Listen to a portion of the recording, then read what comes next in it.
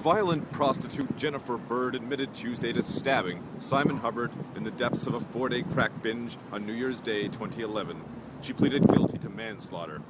After an emotional sentencing hearing, his sister Jane walked out of the courthouse and told reporters what it was like to face her brother's killer. She doesn't show much emotion. She's a very stone-faced individual, and she certainly doesn't show any signs of remorse. So yes, it has been difficult to look at her, to know that she was a woman that took Simon away from us. She found a little reassurance in Bird's criminal past, which includes 3 prior stabbings.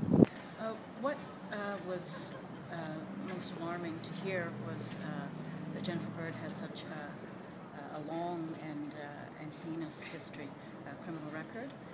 A lot of things came out that we weren't aware of, and it just made it, I think, all the more awful that she was walking around, and that had she perhaps gotten a stiffer sentence beforehand, then maybe she wouldn't have encountered my brother. The Crown wants 14 years prison for Bird, who was referred to as a violent stabaholic. Bird admitted that Hubbard gave her no cause to attack him after he had invited her back to his place. Defense lawyers asked for an 8-year stretch in the pen. Judge Julian Parfitt said she'd sentence Bird Thursday morning. Tony Spears, Sun News.